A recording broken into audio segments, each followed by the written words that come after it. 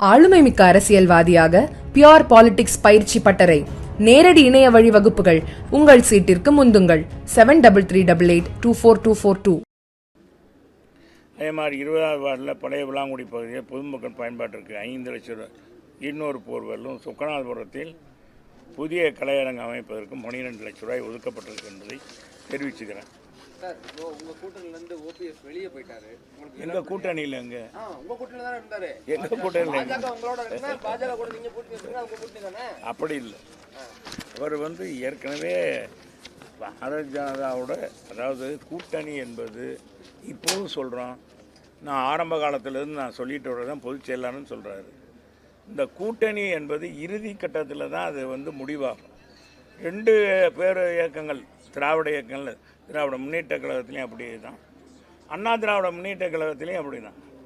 தேர்தல் கூட்டணி என்பது அந்த காலகட்டத்தில் வாக்குகள் சிதறாமல் அந்த வாக்குகளை ஒன்றுபடுத்தி ஆட்சிக்கு வர அண்ணா திராவிட முன்னேற்ற கழகம் எப்பொழுதும் அதை சரியாக பயன்படுத்தி வந்து கொண்டு இருக்கிறது.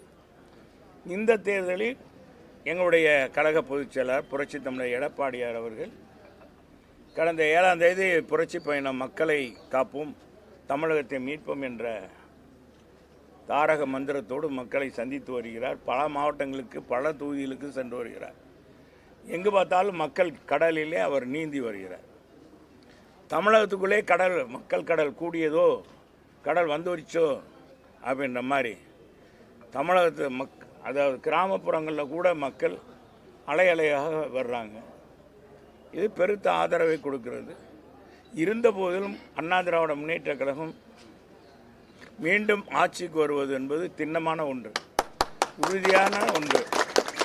மக்கள் மனநிலை அண்ணா திராவிட முன்னேற்ற கழக ஆட்சி அமையணும், எடப்பாடியார் முதலமைச்சர் ஆக்கணும், புரட்சி தலைவர் அம்மா ஆட்சி போல புரட்சி தமிழர் எடப்பாடியார் ஆட்சி தருவார். ஏற்கனவே அவர் 4 ஆண்டுகள் 3 வருஷம் சிறப்பான ஆட்சியை கொடுத்திருக்கிறார். மிக சிக்கலான சூழ்நிலையில் கூட தமிழக மக்களை காப்பாற்றியிருக்கிறார். எனவே நல்லாட்சி தருவார் என்ற அடிப்படையில் அவரை மக்கள் நம்புகிறார்கள். இந்த அடிப்படையில் எங்களுடைய கழக பொதுச் செயலாளர் தேர்தல் நேரத்தில் கூட்டணி குறித்து இப்போ ஏற்கனவே பாரதிய ஜனதா அமித்ஷா அவருக்கு சொன்னதுங்க, பாரதிய ஜனதாவோட கூட்டணியில் இருக்கிறோம், மற்ற கட்சிகள்லாம் பேசி கொண்டு இருக்கிறாங்க. எங்கள் பொதுச் செயலாளர் சொல்லி கொண்டிருப்ப மாதிரி பெரிய பெரிய கட்சிகள் நீங்கள் எதிர்பார்க்காததெல்லாம் நடக்கும் அப்படின்னு சொல்லியிருக்கிறார்.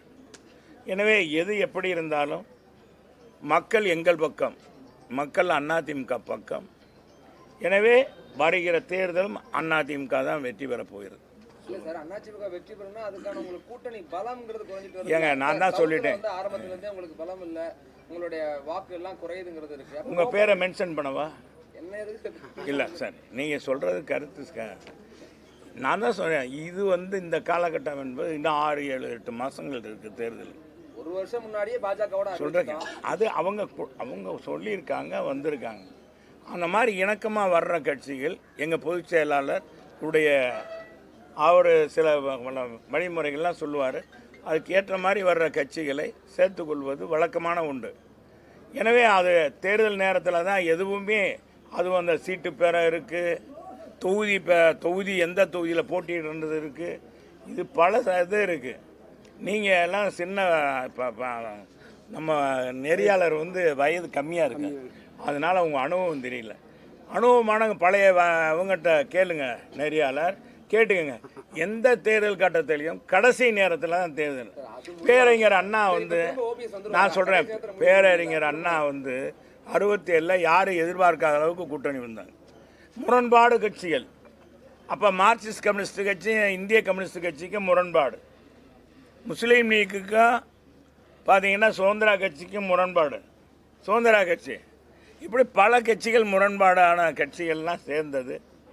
அது மாதிரி தேர்தல் நேரத்தில் தான் சீட்டுகள் பேரம் பேசுகிறது கூட பிரியலாம். எனவே இதையெல்லாம் இப்போ கணக்கில் இல்லை. இப்போ மக்களை சந்திக்கணும், மக்களுடைய மனநிலை. இப்போ நீங்கள் சொல்கிறீங்க இல்லையா, ஒரு கூட்டணி என்பது அவசியம் தேவை. ஆனால் மக்களுடைய பார்வை தான் அதில் மெயின். யார் இந்த நாட்டை ஆளணும், தமிழகத்துக்கு அடுத்த முதலமைச்சர் யார், என்று நினைக்கின்ற பொழுது தமிழக மக்கள் தெளிவாக இருக்கிறார்கள். எங்களை பார்க்கின்ற பொழுது மக்களை பல தேர்தலில் பார்த்துருக்கோம். பல தலைவர்கள் சுற்றுப்பயணம் பண்ணியிருக்காங்க. எங்கள் புரட்சி தலைவரும் சுற்றுப்பயணம் பண்ணியிருக்கார். புரட்சி தலைவர் அம்மாவும் சுற்றுப்பயணம் பண்ணியிருக்காங்க. மக்களை பார்க்கின்ற பொழுதே எடை போட்டுருவாங்க. அதே மாதிரி இன்றைக்கு பொதுச் செயலாளர் புரட்சி தமிழர் எடப்பாடியார் வர்றார். மக்களுடைய மனநிலை ஏதோ தானோ வந்தோம் போனோம் அப்படின்னு இல்லாமல் அவங்க மகிழ்ச்சியை வெளிப்படுத்துகிறாங்க. அவர்கிட்ட கேள்வி கேட்குறாங்க, அவர் பதில் சொல்கிறார். அவருடைய மக்களுடைய மனநிலையை அவர் எடுத்து சொல்கிறார். இந்த பணி தான் இந்த தேர்தலில் நடக்குது.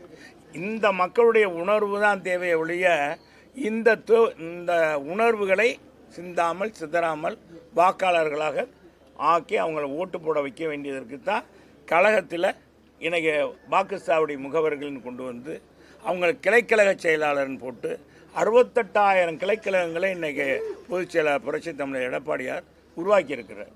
எந்த கட்சியிலையும் கிடையாது.